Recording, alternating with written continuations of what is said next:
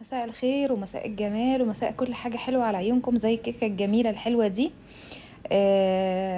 جايين النهاردة كده بفيديو جديد.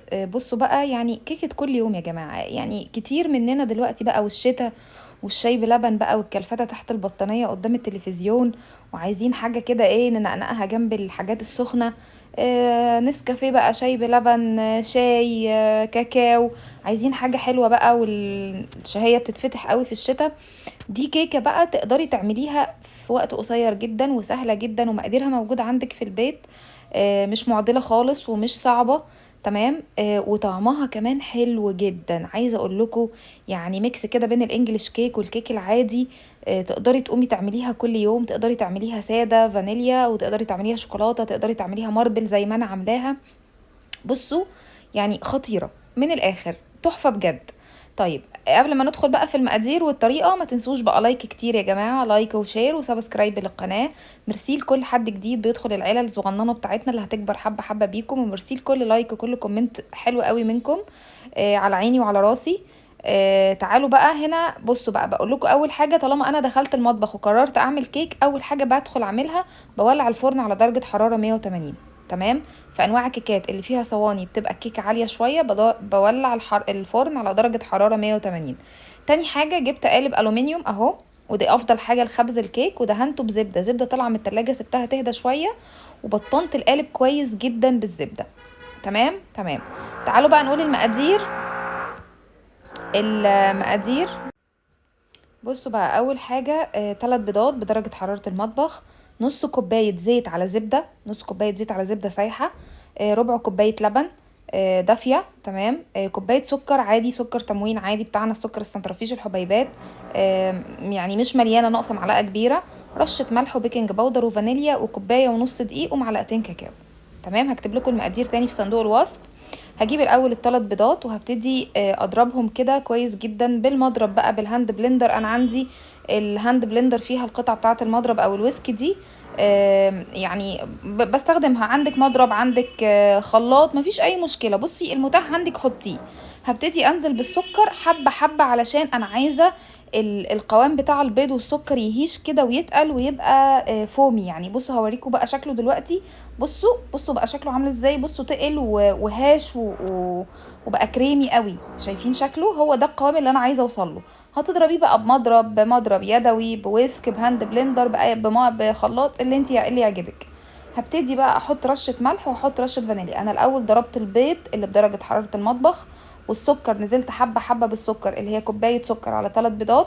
تمام. حطيت عليها ذره ملح، حط عليها فانيليا، تقدري تحطي فانيليا باودر او تحطي فانيليا سايله المتوفر عندك. بس انا دايما بحب الفانيليا السايله، ريحتها بتبقى اقوى، بتودر اي زفاره للبيض للامانه يعني. تمام. هبتدي بقى اضرب بعد ما وصلت بقوام البيض الاول للقوام ده، هبتدي انزل بالفانيليا ورشه الملح، وهبتدي بقى انزل بنص كوبايه الزيت على الزبده. ليه زيت وزبده؟ الزيت بيدي قوام خفيف كده وهش للكيك، والزبده بيدي الطعم الحلو بتاع الانجليش كيك. يعني بتبقى خفيفه، وفي نفس الوقت واخده الطعامه والقوام المتماسك اللطيف، مش التقيل بتاع الانجليش كيك. فعايزه اقول لكم ميكس الكيك والزبده ده، سوري، الزيت والزبده حلو قوي. تقدري تبدلي الزبده بزيت، مفيش مشكله. تقدري تبدلي الزيت بنص كوبايه كلها زبده، زي ما انت عايزه. بس انا دايما بحب اعمل ميكس الاتنين، هتاخدي نتيجه هايله جدا. تمام. خلصنا كده اغلب المقادير. هبتدي بقى انزل بمعلقتين ونص صغيرين بيكنج باودر على كوبايه ونص دقيق. الدقيق اللي انا مستخدماه هنا ده دقيق مخصوص للكيك. آم، زي الدقيق مثلا اللي بعمل بيه الكحك والبسكوت. انا مش عايزه دقيق فيه عرق، يعني مش هو اللي بعمل بيه مثلا منه الفطير، ولا هو اللي بعمل بيه ال ال الدوناتس والسينابون. انا عايزه حاجه ناعمه ودايبه، زي ما باكل كده حته البسكوته والبيتيفور والكحك، بتبقى دايبه كده وبتقطم في بقي وناعمه كده وجميله. انا محتاجه الكيك تبقى كده، فهستخدم لها نفس الدقيق اللي بستخدمه للكحك والبسكوت. ممكن اخد دقيق كحك وبسكوت او جميع الاستخدامات، او في دقيق في السوبر ماركت بيبقى مكتوب عليه دقيق للكيك. تمام تمام. هبتدي بقى انزل، هنخل الدقيق وانا شغاله. هنزل بقى بشويه دقيق وشويه لبن. انا يعني خلصت كل المقادير الا اللبن، ومعلقتين الكاكاو دول هقول لكم هعمل بيهم ايه، والدقيق. هنزل هبدل حبه دقيق وحبه لبن. طبعا اللبن دافي دافي، مش سخن ومش ساقع، يعني لو انت جايباه من بره وساقع، بما ان الجو ابتدى يبقى ساقع، اللبن هيبقى دافي مش سخن قوي ومش ساقع من التلاجة. كل مكوناتنا يا جماعة بدرجة حرارة المطبخ. طبعا الزبدة انا بسيحها بدفيها، الزيت بعد ما بدفي الزبدة بحط الزيت. تمام. آه، كل المكونات بدرجة حرارة المطبخ عشان تاخدي يعني ألطف نتيجة أو أحسن نتيجة للكيك، وما يهبطش منك وما تشتكيش من ان الكيك فيه اي مشكلة معاكي. ببتدي ابدل كده حبة زيت، حبة دقيق وحبة لبن، حبة دقيق وحبة لبن، لغاية لما بخلص كل المقدار الدقيق واللبن اللي عندي. تمام. بلف طبعا كده المقدار كويس جدا، بتأكد ان الدقيق كله اتجانس مع المكونات. طبعا ابني هنا كان بيلفيني اللبن، هقول لكم ليه دلوقتي. تمام. بصوا القوام يعني مش سايل قوي ومش تقيل، مش تقيل زي قوام الانجليش كيك ومش سايل، يعني شايفين. تمام. طيب هبتدي بقى هجيب كيس تلاجة عادي بتاع السندوتشات بتاعنا، في اي كوباية او اي دورة او اي حاجة كده هعرف اصب فيها، وهاخد نص الخليط الابيض ده. تمام. يبقى هجيب اي كيس تلاجة وهاخد نص الخليط الابيض ده. طبعا يعني انا اسفه على الحركه بتاعت صباعي دي، بس يعني كان لازم امسح بقى، اخلص مش هنقعد ننقط بقى. تمام. آه هاخد بقى الخليط نصه الابيض وهركنه كده، حطيته في الكيس وهركنه على جنب، هقول لكم ليه. وبعد كده هرجع اخد الخليط بقى، هبتدي التاني اعمله كاكاو. هضيف بقى معلقتين الكاكاو اللي احنا كنا مخلينهم عندنا. هجيب كيس تاني وهبتدي احط معلقتين الكاكاو اللي كنا مخلينهم عندنا. تمام. وهحط طبعا معلقتين الكاكاو، انا لما هاجي احطهم هيخلوا القوام بتاع الكيك هيبقى اسمك شويه، لان هو عامل زي الدقيق. الكاكاو عامل زي الدقيق، فانا لما احط المقدار، انا اسفه يا جماعه على صوت الشنيور ده، معلش. آم، فلازم لما هضيف الكاكاو لازم احط معاه معلقه لبن عشان اوصل لنفس القوام اللي انا كنت عليه على الكيك الاول. القوام ما يسمكش مني، لانه لو القوام تقل هتلاقوا الخليط بتاع الكاكاو ده حط في تحت في الصينيه من تحت، وهيبقى باين هو اللي من تحت، يعني حتى لو حبيتي تعمليه طبقات مش هيظبط معاكي. هقلب طبعا كويس. تمام. هبتدي اصب برضو خليط الكاكاو في الكيس زي الابيض. هصب بقى الخليط البني في كيس كده زي الابيض، وهبتدي بقى اجيب الصينيه اللي انا مغلفاها بالزبده كويس جدا. تمام. وهبتدي بقى احط طبقه من الفانيليا وطبقه من الشوكولاته. اهو هفتح كده فتحه من الكيس من على جنب. تقدري طبعا تعملي بكيس، تقدري تصبي بمعلقه زي ما انت عايزه، بس طبعا الكيس بيبقى انضف واسهل والطف كتير، بتعرفي تتحكمي فيه، فهيبقى الموضوع بالنسبه لك اسهل كتير يعني. هبتدي بقى اصب كده طبقه فانيليا كويس جدا، وبعد كده هحط طبقة شوكولاتة وطبقة فانيليا وطبقة شوكولاتة لغاية لما هخلص الكمية بتاعتي كلها. تمام. تمام. تاني احنا اول ما ابتدينا نقول هنعمل كيك، شغلنا الفرن على درجة حرارة 180. باكد تاني ان انسب نوع قوالب يا جماعة لخبز الكيك عامة القوالب الالومنيوم والمخبوزات عموما.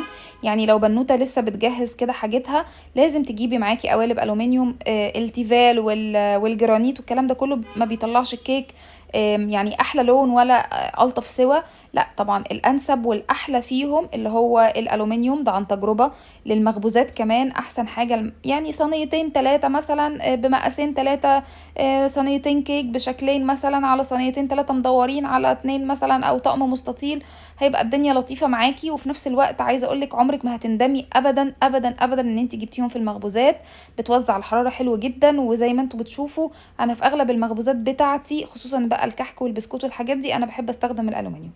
صبينا كده بقى الكيك ودخلناه على درجة حرارة 180 في الرف الوسطاني، انا ما بشغلش على كيك شواية يا جماعة. تمام. هسيبه لغاية لما هياخد لون، هتاخد حوالي 40-45 دقيقة على حسب الفرن بتاعتك. حلو الكلام. خرجناها بقى من الفرن. شوفوا بقى ميزة ان انتي هتبطني القالب بزبدة.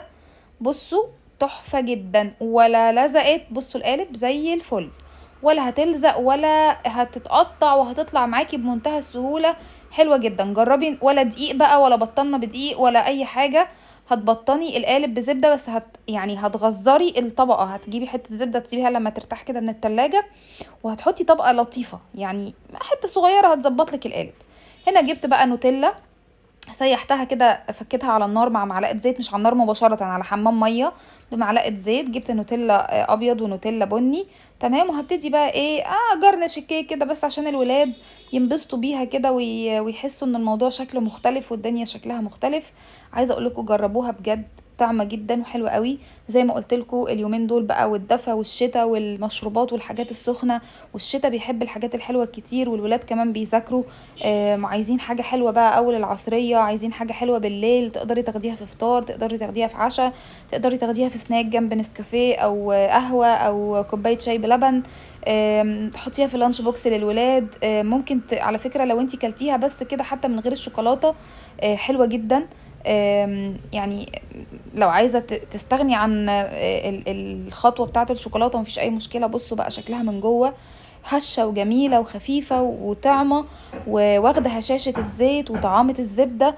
عايزة اقول لكم بجد بجد جربوها مش تخسروا. مقاديرها موجودة في البيت، مفيهاش حاجة غريبة ولا حاجة صعبة، مفيهاش بقى تكنيك مختلف، يعني كله هتخلطيه كده مع بعض والدنيا هتمشي تمام. اتمنى الفيديو يكون عجبكم. ما تنسوش بقى اللايك والشير وسبسكرايب للقناة. اللايكات يا جماعة، مش هوصيكوا على لايكات كتير جدا جدا جدا عشان الفيديو يترفع، وعشان انا كمان اتشجع واعمل لكم فيديوهات تانية. تمام. اشوفكم بقى الفيديو الجاي بوصفة جديدة وفيديو جديد سهل ولطيف وموفر في البيت، وهيفرحك ويفرح ولادك معاكي. واقول لكم كده ايه، باي باي. يلا بقى جربوا كيك وقولوا لي ايه الأخبار.